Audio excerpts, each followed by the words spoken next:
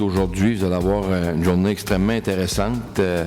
Les deux organismes, je pense autant sport-études que le personnel chez nous au niveau de la Ligue junior majeure, ont travaillé très fort pour vous préparer cette journée-là qui va être fort intéressante. C'est toujours dans le but premier d'améliorer et de voir ce qu'on peut faire pour améliorer l'encadrement. Et l'aspect scolaire est un élément extrêmement important.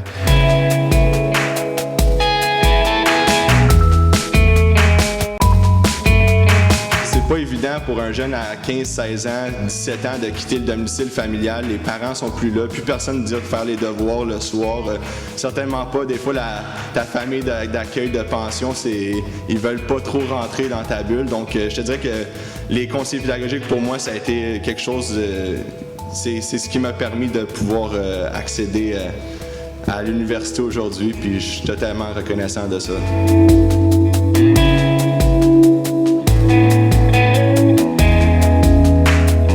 C'était un gros défi, en fait, de vouloir participer aux Jeux olympiques en 2008. Comme je disais plus tôt, je suis rentrée sur l'équipe nationale.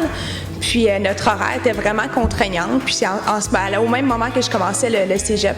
Alors, à chaque début de session, je rencontrais ma conseillère, Joëlle, qui est ici aujourd'hui.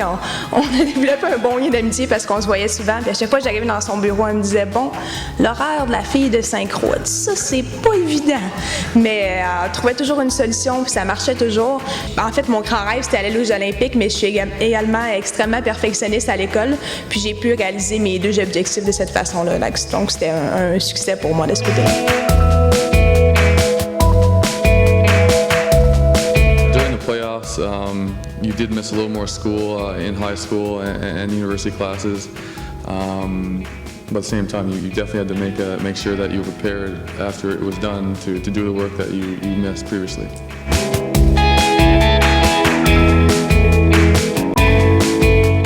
À l'école en sport-études, justement, c'est bénéfique parce qu'ils ont des amis qui proviennent un peu de tous les champs et non juste dans leur sport qui vivent la même compétition. Si vous êtes en face d'un athlète qui a une identité athlétique très forte, très exclusive, puis que vous savez qu'il va se retraiter, ça va être difficile. Il va falloir qu'il y ait des intervenants autour de lui. D'une génération à l'autre, on a juste quelques petits gestes qui vont faire qu'on va passer le pont entre la génération où nous sommes et la génération des jeunes d'aujourd'hui. Donc, sachez que pour collecter la motivation aux jeunes génération C, la première chose à faire, c'est de leur expliquer pourquoi vous faites les choses. C'est des jeunes qui vont poser beaucoup de questions. Ils ont besoin de savoir, ils ont besoin de connaître. C'est pour ça que moi, ce que je vous propose, c'est de toujours créer, quand vous êtes dans l'enseignement, peu importe, de créer des moments propices où ils vont pouvoir poser leurs questions.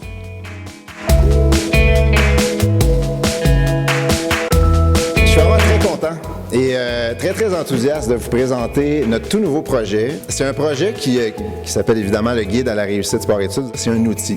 On n'a pas la prétention de tout révolutionner puis d'avoir une recette magique ou une formule magique pour que tout soit tout cuit dans le bec de tout le monde, mais on pense que c'est un complément de ce qui se fait déjà, qui est un outil vraiment que les étudiants athlètes vont pouvoir consulter pour les aider dans leur cheminement sport-études, mais aussi pour les intervenants, les répondants, même les entraîneurs, les parents. On espère vraiment que tout le monde va pouvoir aller chercher de l'information là-dedans, mais évidemment, notre première clientèle visée, ce sont les étudiants athlètes.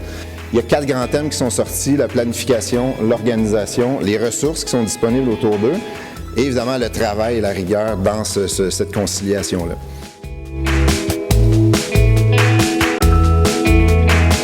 Tout ce que vous faites personnellement, peut-être que vous en rendez pas compte à chaque jour, mais ça nous aide beaucoup. Puis de vous dire merci pour ça, là, de continuer à faire ce que vous faites pour les athlètes. En terminant, que moi j'ai été toute ma carrière un joueur un peu dans l'ombre, tu sais, les travailleurs, les gars de 3e, 4e ligne, puis des fois c'est le fun de se faire dire qu'on fait du bon travail, mais moi je tiens à vous dire que vous faites de l'excellent travail, puis vous pouvez être fiers de vous, puis c'est grâce à vous que tout ça c'est possible, donc merci beaucoup.